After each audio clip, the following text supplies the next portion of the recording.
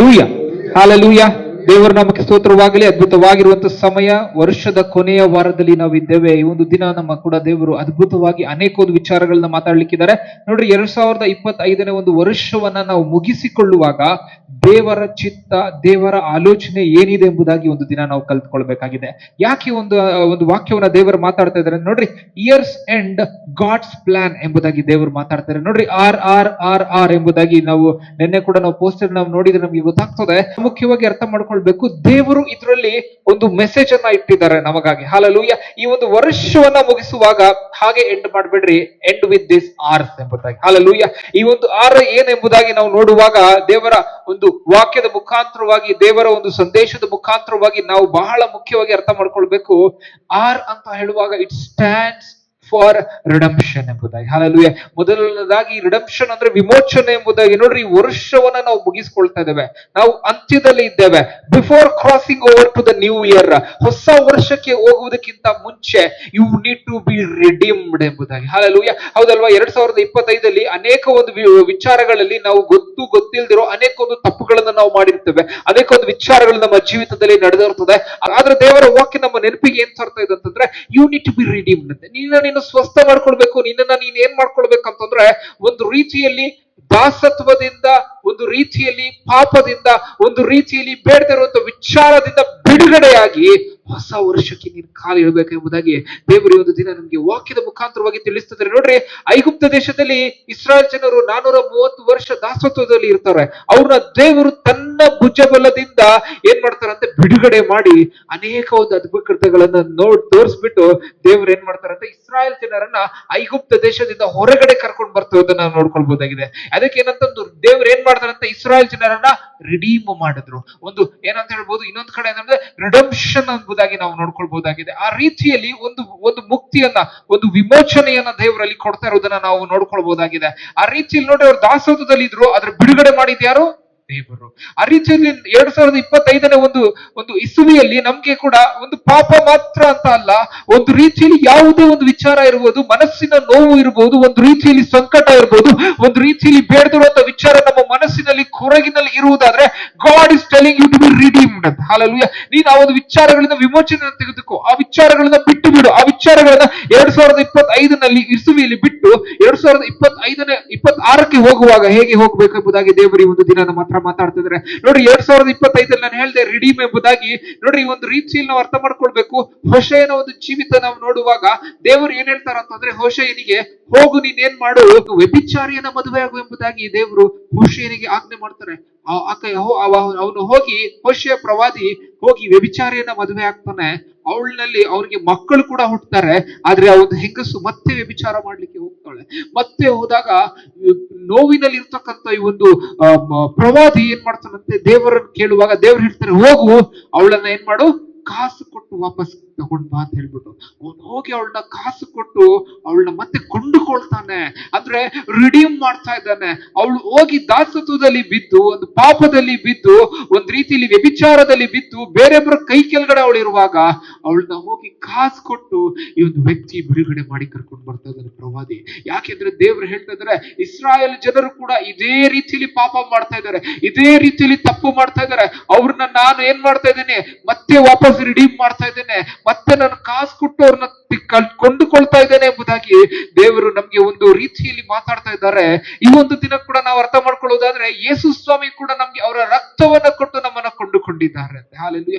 ಶಿಲುಬೆ ಮೇಲೆ ಅವರ ರಕ್ತವನ್ನ, ಅವರ ಪ್ರಾಣವನ್ನ ಕೊಡೋದ್ರ ಮುಖಾಂತರವಾಗಿ ಜೀಸಸ್ ಹ್ಯಾಸ್ ಬ್ರಾಟ್ ಅಸ್ ಎಂಬುದಾಗಿ ಅರ್ಥ ಮಾಡ್ಕೊಳ್ಬಹುದಾಗಿದೆ. ಈ ಒಂದು ದಿನ ಕೂಡ ಯೇಸು ಸ್ವಾಮಿ ಏನ್ ಮಾಡಿದ್ರೆ, ಸಕಲ ವಿಧವಾದಂತ ಪಾಪ, ಈ ಲೋಕದ ವಿಚಾರಗಳು ಮತ್ತು ಏನಂತ ಹೇಳ್ಬೋದು, ಒಂದು ಕ್ರೂರವಾಗಿರುವಂತ ಒಂದು ಶಾಪಗಳು, ಇದರಿಂದ ಯೇಸು ಸ್ವಾಮಿ ನಮ್ಮನ್ನು ಬಿಡುಗಡೆ ಮಾಡಿದ್ದಾರೆ. ಹಾಲೆಲೂಯ.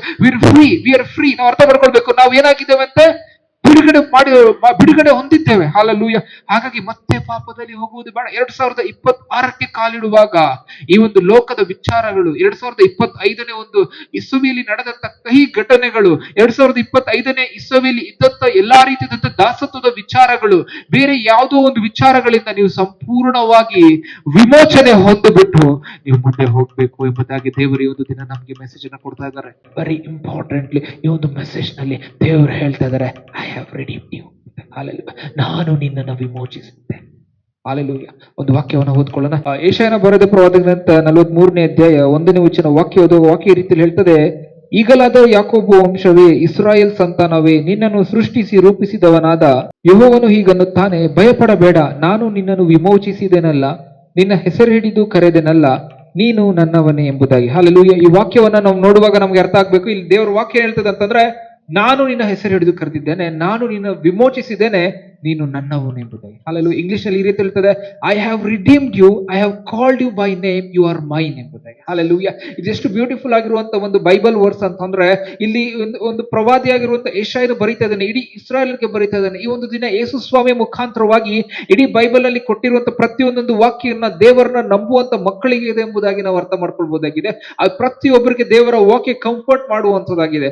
ಒಂದು ಎಸ್ಪೆಷಲಿ ಎಕ್ಸ್ಕ್ಲೂಸಿವ್ ಆಗಿ ವರ್ಡ್ ನನ್ಗಲ್ಲ ಅಂತ ನಾವು ಹೇಳಕ್ಕಾಗಲ್ಲ. ಯಾಕೆಂತಂದ್ರೆ it speaks for the situation ಎಂಬುದಾಗಿ ಅರ್ಥ ಮಾಡ್ಕೊಳ್ಬಹುದಾಗಿದೆ. It speaks the realities of God ಎಂಬುದಾಗಿ ಅರ್ಥ ಮಾಡ್ಕೊಳ್ಬಹುದಾಗಿದೆ. ಇಟ್ ಸ್ಪೀಕ್ಸ್ ದ ಏನಂತ ಹೇಳ್ಬೋದು, ಒಂದು ಮನುಷ್ಯನಿಗೆ ಯಾವ ಒಂದು ಸಮಯದಲ್ಲಿ ಯಾವ ಒಂದು ವಾಕ್ಯ ಬಲ ಬೇಕಾಗಿದೆ ಅದನ್ನ ದೇವರ ವಾಕ್ಯ ನಮಗೆ ಕೊಡುವಂತದ್ದಾಗಿದೆ. ಆ ರೀತಿಯಲ್ಲಿ ದೇವರ ಒಂದು ಯೇಸುಸ್ವಾಮಿ ಶಿಲುಬೆ ಮೇಲೆ ಏನ್ ಮಾಡಿದ್ದಾರೆ, ಅವರ ರಕ್ತದ ಮುಖಾಂತರವಾಗಿ ನಮ್ಮನ್ನ ಕ್ರಯಕ್ಕೆ ಪಡೆದುಕೊಂಡಿದ್ದಾರೆ, ನಮ್ಮನ್ನ ಬಿಡುಗಡೆ ಮಾಡಿದ್ದಾರೆ, ವಿಮೋಚನೆ ಮಾಡಿದ್ದಾರೆ. ಅದೇ ಈ ವಾಕ್ಯ ಹೇಳ್ತದೆ, ನಾನು ನಿನ್ನನ್ನು ವಿಮೋಚಿಸಿದ್ದೇನೆ ಎಂಬುದಾಗಿ. ಹಾಲೆಲೂಯ. ಹಳೆ ಒಡಂಬಡಿಕೆಯಲ್ಲಿ ಯೆಶಾಯದಲ್ಲಿ ಹೇಳ್ತಿದ್ರೆ, ನಾನು ನಿಮ್ಮನ್ನು ವಿಮೋಚಿಸಿದ್ದೇನೆ ಅಂತ. ಅದೇ ಒಂದು ವಿಚಾರವನ್ನು ನಾವು ನೋಡುವಾಗ ಯಾರು ನಮ್ಮನ್ನು ವಿಮೋಚಿಸಿದ್ದು ಅಂದ್ರೆ ಯೇಸು ಸ್ವಾಮಿ. ಅದೇ ಯೇಸು ಸ್ವಾಮಿ ಯೆಶಾಯನ ಪ್ರವಾದನೆ ಗ್ರಂಥದಲ್ಲಿ ಹೇಳ್ತಿದ್ರೆ, ನಾನು ವಿಮೋಚಿಸಿದ್ದೇನೆ ಎಂಬುದಾಗಿ, ನಾನು ನಿಮ್ಮ ಹೆಸರು ಹಿಡಿದು ಕರೆದಿದ್ದೇನೆ ಎಂಬುದಾಗಿ, ನೀವು ನನ್ನವರು ಎಂಬುದಾಗಿ. ಹಾಲೆಲೂಯ. ಈ ಒಂದು 2025ನೇ ಒಂದು ಇಸುವಿಯಲ್ಲಿ ನಾವು ಅರ್ಥ ಮಾಡ್ಕೊಳ್ಬೇಕು, ದೇವರು ನಮ್ಮನ್ನ ವಿಮೋಚಿಸಿದ್ದಾರೆ. ಗಾಡ್ ಹ್ಯಾಸ್ ರಿಡೀಮ್ಡ್ ಅಸ್ ಎಂಬುದಾಗಿ. ಹಾಲೆಲೂಯ. ಎರಡನೇ ಒಂದು ಪಾಯಿಂಟ್ ಗೆ ಹೋಗೋಣ. ಎರಡನೇ ಪಾಯಿಂಟ್ ಏನು ಅಂತಂದ್ರೆ, ನೋಡ್ರಿ, ರಿಸ್ಟೋರೇಷನ್ ಎಂಬುದಾಗಿ ದೇವರು ಮಾತಾಡ್ತಾ ಇದ್ದಾರೆ. 2025ನೇ ಒಂದು ವರ್ಷವನ್ನ ನಾವು ಸ್ಟಾರ್ಟ್ ಮಾಡುವಾಗ ನಾವೇನ್ ಮಾಡ್ತೇವೆ ಅಂತ ನಾವು ಪ್ಲಾನ್ಸ್ ಮಾಡಿರ್ತೇವೆ. ನಾವು ಇದು ಮಾಡೋಣ, ನಾವು ಅದು ಮಾಡೋಣ, ಒಂದು ರೆಸಲ್ಯೂಷನ್ಸ್ ನ ಇಟ್ಕೊಂಡಿರ್ತೇವೆ. ಆ ರೀತಿಯಲ್ಲಿ ನಾವು ನೋಡ್ಕೊಳ್ಳುವಾಗ ಎಂಡ್ ಮಾಡುವಾಗ ನಾವು ಅರ್ಥ ಮಾಡ್ಕೊಳ್ಬೇಕು ನಾವು ಎಷ್ಟು ಮಾಡಿದ್ದೇವೆ ಎಂಬುದಾಗಿ. ನಾವು ಒಂದು ಕ್ಯಾಲ್ಕುಲೇಷನ್ ಮಾಡುವಾಗ ಅನೇಕ ಒಂದು ಸಾರಿ ನಾವು ನೋಡ್ಕೊಳ್ತೇವೆ, ಎಷ್ಟೊಂದು ವಿಚಾರಗಳು ಮಾಡಿರೋದಿಲ್ಲ. ಆ ರೀತಿಯಲ್ಲಿ ನಾವು ನೋಡ್ಕೊಳ್ಳುವಾಗ ನಮ್ಮ ಪ್ಲಾನ್ಸ್ ನಾವು ಮಾಡ್ಕೊಂಡಿದ್ದೇವೆ, ಹೌದಲ್ಲ? ನಮ್ಮ ಪ್ಲಾನ್ಸ್ ನಾವು ಮಾಡಿದ್ದೇವೆ, ನಾವು ಒಂದು ಆಲೋಚನೆ ನಾವು ಇಟ್ಟಿದ್ದೇವೆ, ಆದ್ರೂ ನಮ್ಗೆ ಅದು ಮಾಡಕ್ಕಾಗ್ಲಿಲ್ಲ. ಬಟ್ ಆದ್ರೆ ನಮ್ಮ ಪ್ಲಾನ್ಸ್ ಅನ್ನ ತೆಗೆದು ಸೈಡ್ ಅಲ್ಲಿ ಬಿಸಾಕ್ಬಿಟ್ಟು ದೇವರ ಪ್ಲಾನ್ಸ್ ಅನ್ನ ನಾವು ನೋಡ್ಕೊಳ್ಳುವಂತವರಾಗೋಣ. ದೇವರು ನಮ್ಮ ಲೈಫ್ ನಲ್ಲಿ 2025ನಲ್ಲಿ ಏನ್ ವಿಚಾರವನ್ನ ಮಾಡ್ಬೇಕು ಅಂತ ಇದ್ರು ಮಾಡಿದ್ರ ಎಂಬುದಾಗಿ ನಮ್ಮನ್ನ ನಾವು ಕ್ವಶನ್ ಮಾಡ್ಕೊಳ್ಳುವಾಗ 100% ದೇವರು ಮಾಡಿದ್ದಾರೆ. ಒಂದು ವೇಳೆ ದೇವರು ಮಾಡ್ಲಿಲ್ಲ ಅಂತಂದ್ರೆ ಅದರಲ್ಲಿ ಕೂಡ ನಮ್ಮದೇ ಒಂದು ತಪ್ಪಿರ್ತದೆ ಎಂಬುದಾಗಿ ನಾವು ನೋಡ್ಕೊಳ್ಬಹುದಾಗಿದೆ. ಹಾಗಾಗಿ ರೆಸ್ಟೋರೇಷನ್ ಅಂತ ಅಂದ್ರೆ ನಿನಗೆ ಬರ್ಬೇಕಾಗಿರುವಂತದ್ದು ನಿನಗೆ ಬಂದಿಲ್ಲ ಅಂದ್ರೆ ದೇವರು ಅದನ್ನು ಕೊಡುವಂತವರಾಗಿದ್ದಾರೆ. ಹಾಲೆಲೂಯ. 2025ನೇ ಒಂದು ಇಸುವಿಯಲ್ಲಿ ಏನೇನ್ ವಿಚಾರಗಳಿಂದ ನೀವು ಆಶೀರ್ವಾದ ಹೊಂದಲಿಲ್ಲ, ಏನೇನ್ ವಿಚಾರಗಳಿಂದ ನೀವು ಅಭಿವೃದ್ಧಿ ಹೊಂದಲಿಲ್ಲ, ಏನೇನ್ ವಿಚಾರಗಳಿಂದ ನಿಮ್ಮ ಜೀವಿತದಲ್ಲಿ ನೀವು ಮುಂದೆ ಬರ್ಲಿಕ್ಕಾಗಿಲ್ಲ, ಏನೇನ್ ವಿಚಾರದಲ್ಲಿ ಒಂದು ಜಯವನ್ನ ಕಾಣ್ಲಿಲ್ಲ, ಏನೇನ್ ವಿಚಾರದಲ್ಲಿ ಒಂದು ಮೇಲನ್ನ ನೋಡ್ಲಿಲ್ಲ, 2026ನೇದಲ್ಲಿ ದೇವರಿಗೆ ಕೊಡ್ಲಿಕ್ಕಿದ್ದಾರೆ. ಹಾಗಾಗಿ ರೆಸ್ಟೋರೇಷನ್ ಅನ್ನ ನಾವು ಈ ಒಂದು ಸಮಯದಲ್ಲಿ ನಾವು ರಿಸೀವ್ ಮಾಡ್ಬೇಕಂತೆ. ಅಲ್ಲಿ ಕಾಲಿಕ್ಕೆ ಹೋದಕ್ಕಿಂತ ಮುಂಚೆ 26ಕ್ಕೆ ಕಾಲಿಡೋದಕ್ಕಿಂತ ಮುಂಚೆ ಹೇಳ್ಬೇಕು, ದೇವರ 25ನೇ ಮುಗಿತಾ ಇದೆ ದೇವ್ರೆ, 25ಲ್ಲಿ ನಾನು ಕಳೆದುಕೊಂಡಂಥದ್ದು, ನನ್ನಿಂದ ಹಾದು ಹೋದಂಥದ್ದು, ನನ್ನಿಂದ ಕೈ ಬಿಟ್ಟಂತ ವಿಚಾರಗಳು, ಆಶೀರ್ವಾದಗಳು, ಅಭಿವೃದ್ಧಿಗಳು, ಸಮೃದ್ಧಿಗಳು ಮತ್ತೆ ತಿರುಗಿ ಹಿಂದೆ ಬರುವಂತೆ 26ನಲ್ಲಿ ನಾನು ಡಬಲ್ ಅನ್ನು ತೆಗೆದುಕೊಳ್ಳುವಂತ ದೇವರು ನನ್ನ ಆಶೀರ್ವಾದ ಮಾಡು. ರೆಡಿಮೇಡ್ ಮಾಡಿಬಿಟ್ರು, ರೆಡಿ ಮಾಡಿದ್ರೆ ಎಲ್ಲಿಗೆ ಮುಗ್ದೋಗಿಲ್ಲ. ಆದ್ರೆ ರೆಸ್ಟೋರೇಷನ್ ವೆರಿ ಇಂಪಾರ್ಟೆಂಟ್ ಎಂಬುದಾಗಿ ನಾವು ಅರ್ಥ ಮಾಡ್ಕೊಳ್ಬಹುದಾಗಿದೆ. ಇನ್ನೊಂದು ವಾಕ್ಯವನ್ನ ನಾವು ಓದ್ಕೊಳ್ಳೋಣ. ಯೋವೇಲ್ನ ಪ್ರವಾದನೆ ಗ್ರಂಥ 2ನೇ ಅಧ್ಯಾಯ 25ನೇ ವಚನವನ್ನ ನಾವು ಓದ್ಕೊಳ್ಳೋಣ. Joel chapter 2 verse 25. ಓಕೆ. ಗುಂಪು ಮಿಡತೆ, ಸಣ್ಣ ಮಿಡತೆ, ದೊಡ್ಡ ಮಿಡತೆ, ಚೂರಿ ಮಿಡತೆ, ಅಂತೂ ನಾನು ನಿಮ್ಮ ಮೇಲೆ ಕಳುಹಿಸಿದ ನನ್ನ ದೊಡ್ಡ ದಂಡು ತಿಂದು ಬಿಟ್ಟ ವರುಷಗಳು ನಾನು ನಿಮಗೆ ಕಟ್ಟಿ ಕೊಡುವೆನು ಎಂಬುದಾಗಿ. ಹಾಲೆಲೂಯ. ಏನಂತ ಮಿಡತೆಗಳು ಹಾನಿ ಮಾಡಿ ತಿಂದು ಬಿಟ್ಟಂತ ಬೆಳೆಗಳನ್ನ ಅಂದ್ರೆ ಆ ವರುಷಗಳನ್ನ ದೇವ್ರು ಏನ್ ಮಾಡ್ತಾರಂತೆ, ಕಟ್ಟಿ ಕೊಡ್ತಾರೆ. ಹಾಲೆಲೂಯ. ಸೊ ಏನಂತ ಹೇಳ್ತದಂತೆ, ನಾನು ನಿಮ್ಗೆ ಮತ್ತೆ ಆ ಇಯರ್ ನ ರಿಸ್ಟೋರ್ ಮಾಡಿ ಕೊಡ್ತೇನೆ. ಹಾಲೆಲೂಯ. ರಿಸ್ಟೋರೇಷನ್ ಅಂತಂದ್ರೆ ನಾವು ಅರ್ಥ ಮಾಡ್ಕೊಳ್ಬೇಕು, ನಾವ್ ಏನೇನು ಕಳ್ಕೊಂಡಿದ್ದೇವೆ ಅದನ್ನ ದೇವರು ಕೊಡುವಂತವರಾಗಿದ್ದಾರೆ. ಹಾಲೆಲೂಯ. ಅನೇಕ ಒಂದು ವಿಚಾರಗಳಲ್ಲಿ ನಾವು ನೋಡುವುದಾದ್ರೆ ಇವಾಗ ಕೂಡ ನಿಮ್ ಹೋಪ್ ಕಮ್ಮಿ ಆಗ್ಲಿಲ್ವಾ? ಇವಾಗ ಕೂಡ ನಿಮ್ ಹೋಪ್ ಕಮ್ಮಿ ಆಗ್ಲಿಲ್ವಾ? ಬಟ್ ಆದ್ರೆ ದೇವರು ಹೇಳ್ತಿದ್ದಾರೆ, ನಿಮ್ ಹೋಪ್ ಕಮ್ಮಿ ಆಗಿಲ್ಲ ಅಂದ್ರೆ ನಿಮ್ಗೆ ಡಬಲ್ ರಿಸ್ಟೋರೇಷನ್ ಇದೆ. ಹಾಲೆಲೂಯ. ಜಕರ್ಯ ಚಾಪ್ಟರ್ 9 ವರ್ಸ್ 12 ಒಂದ್ ಸಾರಿ ಓದ್ಕೊಳ್ಳೋಣ. ಸುನಿರೀಕ್ಷೆ ಉಂಟಾದ ಸೆರೆಯವರೇ, ನಿಮ್ಮ ದುರ್ಗಕ್ಕೆ ಹಿಂತಿರುಗಿರಿ, ನಿಮಗೆ 2ರಷ್ಟು ಸುಖವನ್ನು ದಯಪಾಲಿಸುವೆನು ಎಂದು ಈಗಲೂ ಪ್ರಕಟಿಸುತ್ತೇನೆ ಎಂಬುದಾಗಿ. ಹಾಲೆಲೂಯ. ಅಂದ್ರೆ ದೇವರ ವಾಕ್ಯ ನಮ್ಗೆ ಏನಂತ ಹೇಳ್ತದೆ, ಈಗಲೂ ನಾನು ಪ್ರಕಟಿಸ್ತಾ ಇದ್ದೇನೆ, ಮತ್ತೆ ಒಂದು ಏನಂತ ದುರ್ಗಕ್ಕೆ ಹಿಂದಿರುಗಿರಿ. ಹಾಲೆಲೂಯ.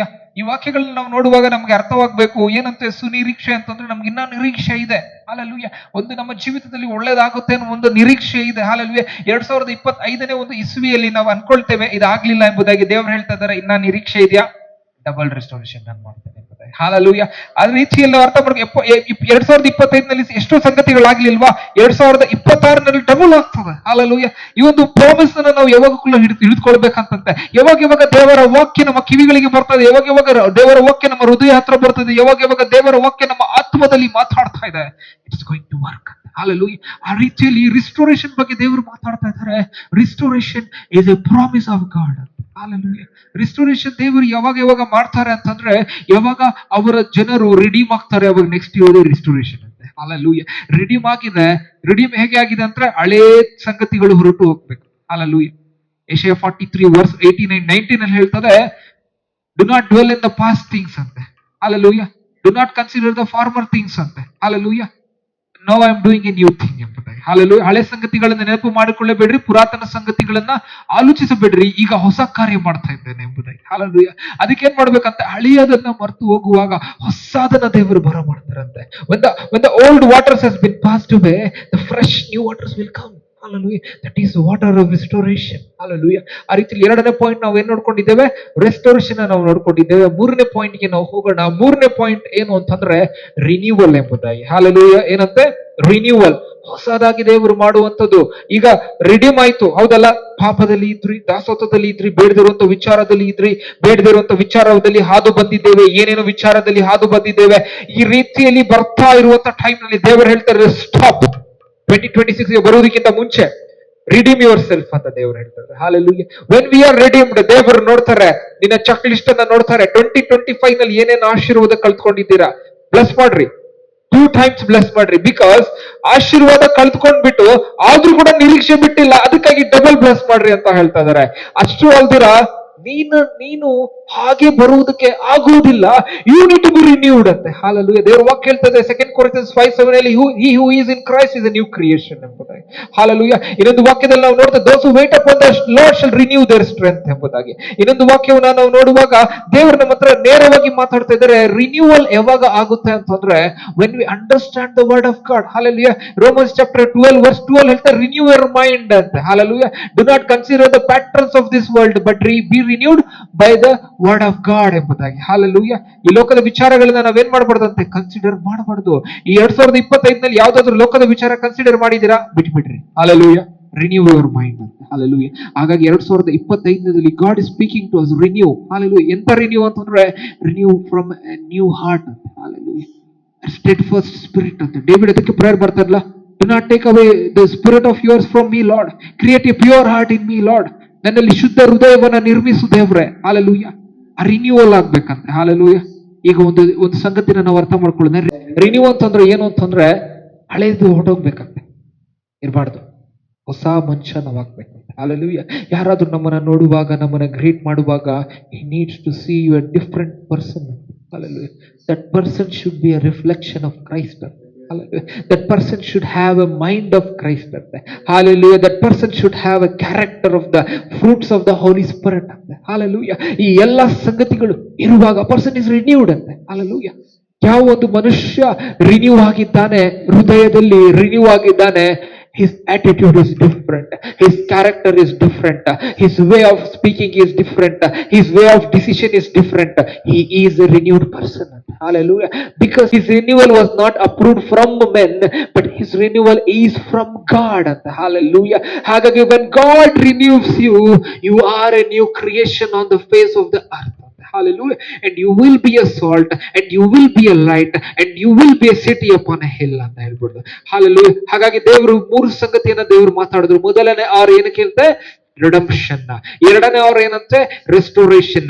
ಮೂರನೇ ಆರ್ ಏನಂತೆ, ರಿನ್ಯೂವಲ್. ನಾಲ್ಕನೇ ಆರ್ಗೆ ನಾವು ನೇರವಾಗಿ ಬರೋಣ. ನೋಡ್ರಿ, ಈಗ ರಿಡಂಪ್ಷನ್ ಆಯ್ತು, ದೇವರು ನಮ್ಮನ್ನ ಸ್ವಚ್ಛ ಮಾಡಿದ್ರು, ಬಿಡುಗಡೆ ಮಾಡಿದ್ರು, ಮತ್ತು ನಮಗೆ ಬೇಕಾಗಿರುವಂತ ಆಶೀರ್ವಾದವನ್ನು ಮತ್ತೆ ಕೊಟ್ರು, ಮತ್ತೆ ಏನ್ ಮಾಡಿದ್ರು, ನಾವು ರಿನ್ಯೂ ಕೂಡ ಆದ್ರಿ. ಆದ್ರೆ ನಾಲ್ಕನೇದು ಏನು ಅಂತ ಅಂದ್ರೆ, ರೆಸ್ಟ್ ಎಂಬುದಾಗಿ ದೇವರು ಹೇಳ್ತಾರೆ. ಹಾಲೆಲೂಯಾ. ಈ ಎಲ್ಲಾ ಥಿಂಗ್ಸ್ ಮಾಡಿದ್ರೆ ಬಟ್ ಇನ್ನೊಂದಿದೆ ಅಂತೆ, you need to rest. Hallelujah. Matthew chapter 11 verse 20 ಹೇಳ್ತದೆ, ಎಲೆ ಕಷ್ಟಪಡುವವರೇ, ಹೊರೆ ಹೊತ್ತುವವರೇ, ನೀವೆಲ್ಲರೂ ನನ್ನ ಬಳಿಗೆ ಬನ್ನಿರಿ, ನಾನು ನಿಮಗೆ ವಿಶ್ರಾಂತಿಯನ್ನು ಕೊಡುವೆನು ಎಂಬುದಾಗಿ. ಹಾಲೆಲೂಯಾ. ಈಗ ಎಲ್ಲ ಮಾಡಿದಾಯ್ತು. ನಾವು 2025 ಮುಗಿಸುವಾಗ ದೇವರ ಬಳಿ ಬರ್ಬೇಕಂತ. ಹೇಗೆ ಬರ್ಬೇಕಂತ ನಾವು ಕಷ್ಟಪಡ್ತಾ ಇದ್ದೇವೆ, ಹೌದು ಕಷ್ಟಪಡ್ತೇವೆ. ಹೊರೆ ಹೊತ್ತುತ್ತಾ ಇದ್ದೇವೆ, ಹೌದು. ಯಾರಾದ್ರೂ ಒಂದು ವಿಚಾರದಲ್ಲಿ ನಾವು ಕೆಲಸ ಮಾಡ್ತಾ ಇದ್ದೇವಲ್ವಾ, ನಮ್ಗೆ ನಮ್ಮ ಮೇಲೆ ನೊಗ ಇದೆ, ನಮ್ಮ ಮೇಲೆ ಭಾರ ಇದೆ, ನಮ್ಮ ಮೇಲೆ ಒಂದು ಒಂದು ರೆಸ್ಪಾನ್ಸಿಬಿಲಿಟಿ ಇದೆ. ಎಷ್ಟೋ ಜನರು ಹೇಳ್ತಾರೆ, ವರ್ಷ ಎಲ್ಲ ನನಗೆ ಮಾಡಿ ಮಾಡಿ ನನ್ನ ಕೈಯಲ್ಲಿ ಸಾಕಾಗೋಗಿದೆ, ನನಗೆ ಕೆಲಸ ಮಾಡಿ ಮಾಡಿ ಸಾಕಾಗೋಗಿದೆ, ನನಗೆ ರೆಸ್ಪಾನ್ಸಿಬಿಲಿಟಿ ತಕೊಂಡು ಸಾಕಾಗೋಗಿದೆ, ನನಗೆ ಎಲ್ಲಾ ಟಾಸ್ಕ್ ಮ್ಯಾನೇಜ್ ಮಾಡಿ ಸಾಕಾಗೋಗಿದೆ, ನನಗೆ ಲೈಫ್ ಸಾಕಾಗೋಗಿದೆ ಅಂತ. ಅದಕ್ಕೆ ದೇವರು ಇನ್ವೈಟ್ ಮಾಡ್ತಾರೆ, come to me, hallelujah, come to me, hallelujah, I will give you rest. ಬೇರೆ ಯಾರು ಹೇಳಿಲ್ಲ.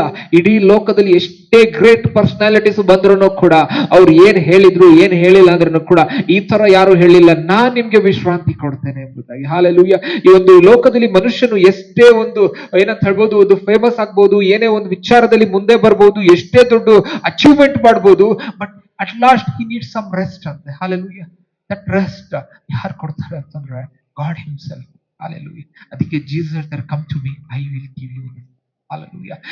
ಈ ವರ್ಷ ಮುಗಿಸುವಾಗ ನಾವು ಇನ್ನೊಂದು ವಿಚಾರ ನಾವು ಮರಿಬಾರ್ದು. ರಿಡೀಮ್ ಆಗಿದೆ, ರೆಸ್ಟೋರೇಷನ್ ಆಗಿದೆ, ರಿನ್ಯೂವಲ್ ಆಗಿದೆ, ರೆಸ್ಟ್ ಮಾತ್ರ ನಾವು ಮರಿಬಾರ್ದು. ಹಾಲೆಲೂಯಾ. ಯಾಕೆ ಅಂತಂದ್ರೆ ಇಲ್ಲಿಂದ ಈ ರೆಸ್ಟ್ ಅನ್ನುವಂತ ಒಂದು ವರ್ಡ್ ಇದಲ್ಲ, ಈ ವರ್ಡ್ ಇಂದ 2026 ದೇವರು ಸ್ಟಾರ್ಟ್ ಮಾಡ್ಲಿಕ್ಕಿದ್ದಾರೆ ನಮ್ಮೆಲ್ಲರೂ. ಯಾಕೆ ಅಂತಂದ್ರೆ there is an prophetic word in this. 2026 start ಮಾಡುವಾಗ God is going to start with something powerful and unusual way. Is going to give us the prophetic word ಎಂಬುದಾಗಿ ಅರ್ಥ ಮಾಡ್ಕೊಳ್ಳಿ. ಹಾಗಾಗಿ ರೆಸ್ಟ್ ನಲ್ಲಿ ನಾನು ಮುಗಿಸ್ತೇನೆ. ರೆಸ್ಟ್ ಅಂತಂದ್ರೆ depending on God in every situation and telling him that you will take care and I will not think about it. Hallelujah. ನಾನು ಇದ್ರ ಬಗ್ಗೆ ಯೋಚನೆ ಮಾಡಲ್ಲ, ನೀನ್ ನೋಡ್ಕೊಳ್ತೀಯ ದೇವ್ರ ಅಂತ ಹೇಳ್ಬಿಟ್ಟು ನಾವು ಏನ್ ಮಾಡ್ತೇವಂತೆ, ಆರಾಮಾಗಿ ನಾವಿರ್ಲಿಕ್ಕೆ. ಹಾಲೆಲೂಯಾ. ಈ ಒಂದು 2025 ಏನಾದ್ರೂ ವಿಚಾರಗಳು ನಡೆದಿದ್ರೆ ಬಿಟ್ಬಿಡ್ರಿ, ಏನಾದ್ರೂ ಅಸಮಾಧಾನ ಇದ್ರೆ ಬಿಟ್ಬಿಡ್ರಿ, ಏನಾದ್ರೂ ಒಂದು ರೀತಿಯಲ್ಲಿ ಬೇಡದೇ ಇರುವಂತ ವಿಚಾರ ಇದ್ರೆ ಬಿಟ್ಬಿಡ್ರಿ. ಇದು ಒಂದು ವಿಚಾರ ನನ್ ಬೇಜಾರಾಯ್ತಾ, ಬಿಟ್ಬಿಡ್ರಿ. ಏನಾದ್ರೂ ಟೆನ್ಷನ್ ಇದೆಯಾ, ಬಿಟ್ಬಿಡ್ರಿ. ಸೊ ಈ ಎಲ್ಲಾ ಒಂದು ವಿಚಾರಗಳನ್ನ ನಾವು ಈ ಲೋಕದ ವಿಚಾರಗಳನ್ನ ಬಿಟ್ಟು ದೇವರಲ್ಲಿ ಸಮಾಧಾನದಿಂದ ವಿಶ್ರಾಂತಿಯನ್ನು ತೆಗೆದುಕೊಳ್ಬೇಕು. ಹಾಲೆಲೂಯಾ. ನಾವು ರೆಸ್ಟ್ ಮಾಡುವುದೇ ದೇವರ ಮೇಲೆ ಟ್ರಸ್ಟ್ ಮಾಡ್ಬೇಕು. Hallelujah. when you are resting in God, you are trusting God. Hallelujah. ಹಾಗಾಗಿ ಈ ಒಂದು ವರ್ಷ ಮುಗಿಸುವ ಹಾಗೆ ನಾವು ಹೇಗೆ ಇರ್ಬೇಕಂತಂದ್ರೆ, ನಾವು ರಿಡೀಮ್ ಆಗಿದ್ದೇವೆ, ರಿಸ್ಟೋರ್ ಆಗಿದ್ದೇವೆ, ರಿನ್ಯೂ ಆಗಿದ್ದೇವೆ ಮತ್ತು ರೆಸ್ಟ್ ಮಾಡ್ಬೇಕು, ಸಮಾಧಾನ ತಗೊಳ್ಬೇಕು, ವಿಶ್ರಾಂತಿ ತಗೊಳ್ಬೇಕು. ದೇವ್ರ ನೀನ್ ನೋಡ್ಕೊಳ್ತೇ, ದೇವ್ರ ನಾನು ಆರಾಮ. ಸ್ಯಾಮ್ಸ್ 23:2 ಹೇಳ್ತದೆ, ಆತನು ಹಸುರುಗಾವಲುಗಳಲ್ಲಿ ನನ್ನನ್ನು ತಂಗಿಸುತ್ತಾನೆ, ವಿಶ್ರಾಂತಿಕರವಾದ ನೀರುಗಳ ಬಳಿಗೆ ಬರಮಾಡುತ್ತಾನೆ ಅಂತ. ಏನಂತೆ, ದೇವರು ನಮ್ಮನ್ನ ಏನ್ ಮಾಡ್ತಾರಂತೆ, ವಿಶ್ರಾಂತಿಕರವಾದ ಅಂತಂದ್ರೆ ನಮ್ಗೆ ಬೇಕಾಗಿರೋದೆಲ್ಲ ಇದೆ, ಹುಲ್ಲು ಇದೆ, ನೀರು ಇದೆ, ಆದ್ರೆ ನೀವೇನ್ ಮಾಡ್ರಿ, ಲೇ ಡೌನ್ ಮಾಡಿ, ರೆಸ್ಟ್ ಮಾಡಿ.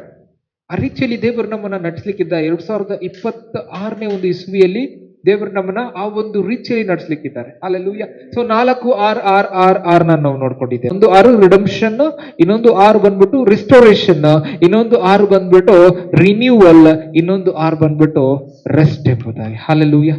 ಈ ಎಲ್ಲ ಸಂಗತಿಗಳು ಕೂಡ 2025ನಲ್ಲಿ ನಾವು ಮಾಡಿ 26ಕ್ಕೆ ಕಾಲಿಡುವಾಗ ಏನಂತ ಹೇಳ್ಬೋದು, ಒಂದು ಹೊಸದಾಗಿ ದೇವರು ನಮ್ಮನ್ನ ಒಂದು ವಿಚಾರಗಳಲ್ಲಿ ಆಶೀರ್ವಾದ ಮಾಡ್ಲಿಕ್ಕೆ. ಹಾಲೆಲೂಯಾ. ಹಾಲೆಲೂಯಾ. ನನ್ನಂತಾನೆ ಈ ವಾಕ್ಯ ನಮ್ಮನ್ನ ಆಶೀರ್ವಾದ ಮಾಡಿದೆ ಎಂಬುದಾಗಿ. ಸೊ ವೆರಿ ಇಂಪಾರ್ಟೆಂಟ್ಲಿ, ಪ್ರತಿ ವರ್ಷ ಬರುತ್ತೆ, ವರ್ಷ ಮುಗ್ದು ಹೋಗ್ತದೆ, ಆದ್ರೆ ವರ್ಷ ನಾವು ಹೇಗೆ ಜೀವಿಸ್ತೇವೆ ಅನ್ನೋದು ಇಂಪಾರ್ಟೆಂಟ್. ಆ ವರ್ಷದಲ್ಲಿ ನಾವು ದೇವರಿಗಾಗಿ ಏನೇನ್ ಮಾಡಿದ್ದೇವೆ ಎಂಬುದು ಇಂಪಾರ್ಟೆಂಟ್. ಆ ವರ್ಷದಲ್ಲಿ ನಾವು ದೇವರಿಗೆ ಎಷ್ಟು ಒಬಿಡಿಯಂಟ್ ಆಗಿದ್ದೇವೆ ಎಂಬುದಾಗಿ ಇಂಪಾರ್ಟೆಂಟ್. ಆ ವರ್ಷದಲ್ಲಿ ನಾವು ದೇವರಿಗೆ ಎಷ್ಟು ಕ್ಲೋಸ್ ಆಗಿದ್ದೇವೆ ಎಂಬುದಾಗಿ ಇಂಪಾರ್ಟೆಂಟ್. ಆ ವರ್ಷದಲ್ಲಿ ದೇವರ ಕುರಿತಾಗಿ ಎಷ್ಟು ಕಲ್ತುಕೊಂಡಿದ್ದೇವೆ, ಎಷ್ಟು ದೇವರ ಒಂದು ವಿಚಾರಗಳಲ್ಲಿ ನಾವು ಜೀವಿಸಿದ್ದೇವೆ ಎಂಬುದಾಗಿ ಇಂಪಾರ್ಟೆಂಟ್ ಆಗ್ತದೆ. ಹಾಲೆಲೂಯಾ. ಹಾಲೆಲೂಯಾ. ಈ ಲೋಕದಲ್ಲಿ ನಾವು ಏನ್ ಸಂಗತಿ ಮಾಡಿದ್ರು ಮಾಡಿಲ್ಲ ಅಂದ್ರೂ ಕೂಡ ಎಟರ್ನಲ್ ಲೈಫ್ಗೋಸ್ಕರವಾಗಿ ನಾವು ಏನಾದ್ರೂ ಮಾಡಲೇಬೇಕಾಗಿದೆ. ಹಾಲೆಲೂಯಾ. ಹಾಲೆಲೂಯಾ. ಅದು ಏನು ಅಂತಂದ್ರೆ, ಯೇಸು ಸ್ವಾಮಿಯ ರಕ್ತದಿಂದ ನಮ್ಮನ್ನ ನಾವು ತಿಳಿದುಕೊಂಡು ನಾವು ಸಿದ್ಧರಾಗಿ ನಿಂತುಕೊಳ್ಬೇಕಂತ. ಹಾಲೆಲೂಯಾ. ನೀತಿವಂತಿಕೆ ಶುಭ್ರ ವಸ್ತ್ರಗಳನ್ನ ನಾವು ಧರಿಸಿಕೊಂಡು ದೇವರಿಗಾಗಿ ಕಾಯುತ್ತಾ ನಿಲ್ಲಬೇಕು. 2026 ಜೀಸಸ್ ಬರ್ಬೋದು, ಹೇಳಕ್ಕಾಗಲ್ಲ, ಟೈಮ್ ಹೇಳಲಿಲ್ಲ. ರೆಡಿ ಇದೆವಾ? ರೆಡಿ ಆಗಿರ್ಬೇಕು ಅಂತ. ಹಾಲೆಲೂಯಾ. ಇನ್ನೊಂದು 6 ಅಂದ್ರೆ return of Christ, B ready. Hallelujah. We don't know ಯಾವಾಗ ಅಂತ ಹೇಳ್ಬಿಟ್ಟು ಇನ್ನೊಂದು 6 ಕೂಡ ನಾವು ಸೇರಿಸ್ಕೊಳ್ಳೋಣ. 2026 ಅಲ್ಲಿ ಏನ್ ಬೇಕಾದ್ರೂ ಆಗ್ಬೋದು, but we need to be ready. Hallelujah. ಇನ್ನೊಂದು 6 ಅಂದ್ರೆ ಬಿ ರೆಡಿ ಎಂಬುದಾಗಿ. ಹಾಲೆಲೂಯಾ. ಈ ಸಂಗತಿಗಳಲ್ಲಿ ದೇವರ ವಾಕ್ಯಗಳನ್ನು ಆಶೀರ್ವಾದ ಮಾಡಲಿ. ಬಹಳಷ್ಟು ಆರ್ ಇದೆ, ಹಾಗಾಗಿ ಎಷ್ಟು ಆಗುತ್ತೋ ನಾವು ಅಷ್ಟು ಕವರ್ ಮಾಡಿದ್ದೇವೆ. ಸೊ ಈ ವಾಕ್ಯದ ಮುಖಾಂತರವಾಗಿ ನಾನು ನಂಬ್ತೇನೆ ನಾವೆಲ್ಲರೂ ಆಶೀರ್ವಾದ ಹೊಂದಿದ್ದೇವೆ ಎಂಬುದಾಗಿ ನಾವಿರುವಂತಹ ಸ್ಥಳಗಳು ನಮ್ಮ ಕಣ್ಣುಗಳನ್ನು ಮುಚ್ಚಿ ನಾವು ಪ್ರಾರ್ಥನೆ ಮಾಡ್ಕೊಳ್ಳೋಣ. ಪರಿಶುದ್ಧನಾದ ದೇವರ ಸ್ವಾಮಿ ಅಪ್ಪ, ಅದ್ಭುತವಾಗಿದೆ ಅವರ ಕರ್ತನೆ ಅಪ್ಪ. ಅಪ್ಪ ರಿಡೆಂಪ್ಷನ್, ರೆಸ್ಟೋರೇಷನ್, ರಿನ್ಯೂವಲ್ ಅಪ್ಪ, ರೆಸ್ಟ್ ಅಲ್ಲಿ ದೇವ್ರೆ ಅನೇಕ ಒಂದು ವಿಚಾರಗಳನ್ನ ದೇವರು ನೀವು ಮಾತಾಡೋದಕ್ಕಾಗಿ ನಿಮಗೆ ಕೋಟ್ಯಾನು ಕೋಟಿ ಸ್ತೋತ್ರ ದೇವ್ರೆ. ಈ ವಾಕ್ಯ ಭಾಗವನ್ನ ನೋಡಿದಂಥವ್ರು ಪ್ರತಿಯೊಬ್ಬರನ್ನ ಅಪ್ಪ ದೇವ್ರೆ ಅಪ್ಪ ಹೆಸರೆಸರಾಗಿ ಹೇರಳವಾಗಿ ನೀವು ಆಶೀರ್ವದಿಸಿ ಅಪ್ಪ, ನಿನ್ನ ಒಂದು ನಿಜ ವಂಶದ ದೇವರ ಕರ್ತನೆ ಸತ್ಯವಾದಂತ ವಾಕ್ಯ ದೇವ್ರೆ ಅವರ ಜೀವಿತದಲ್ಲಿ ಪ್ರಕಟವಾಗಲಿ ಎಂಬುದಾಗಿ ನಾನು ಪ್ರಾರ್ಥಿಸ್ತೇನೆ. ಎಲ್ಲ ಘನತೆ ಮಹಿಮೆ ನಿಂಗೆ ಸಲ್ಲಿಸ್ತೇವೆ ದೇವ್ರೆ. ಮತ್ತು ಸ್ವಾಮಿ ಅಪ್ಪ, ಈ ವರ್ಷ ಮುಗಿಸುವಾಗ ದೇವ್ರೆ ಕರ್ತನೆ ಅಪ್ಪ ದೇವ್ರೆ ಅಪ್ಪ, ಯಾರ್ಯಾರು ದೇವ್ರೆ ಒಂದು ವಿಚಾರದಲ್ಲಿ ದೇವ್ರೆ ಬೇಜಾರಿನಲ್ಲಿ ಇದ್ದಾರೆ ಅಪ್ಪ, ಅಪ್ಪ ದೇವ್ರ ಕರ್ತನೆ ಒಂದು ವಿಚಾರದಲ್ಲಿ ಕರ್ತನೆ ಬೇಸತ್ತು ಮನಸ್ಸೊತ್ತು ಹೋಗಿದ್ದಾರೆ ದೇವ್ರೆ ಅಪ್ಪ, ಅವ್ರನ್ನ ರಿಡೀಮ್ ಮಾಡ್ರಿ ಅಪ್ಪ, ಅವ್ರನ್ನ ರಿಸ್ಟೋರ್ ಮಾಡ್ರಿ ಅಪ್ಪ, ಅವ್ರನ್ನ ರಿನ್ಯೂ ಮಾಡ್ರಿ ಅಪ್ಪ, ಅವ್ರಿಗೆ ಬೇಕಾಗಿರುವಂತ ರೆಸ್ಟ್ ಅನ್ನು ನೀವು ಕೊಡ್ರಿ ಅಂತ ನಾನು ಪ್ರಾರ್ಥಿಸಿ ಕೇಳಿಕೊಳ್ತೇನೆ ದೇವ್ರೆ. ನಿಮ್ಮ ಹಸ್ತಗಳಲ್ಲಿ ಎಲ್ಲಾ ವಿಚಾರವನ್ನ ನಾವು ಒಪ್ಪಿಸ್ತೇವೆ. ಯೇಸುವಿನ ನಾಮದಲ್ಲಿ ಪ್ರಾರ್ಥಿಸ್ತೇವೆ ತಂದೆಯಾದ ದೇವರೇ, ಆಮೆನ್.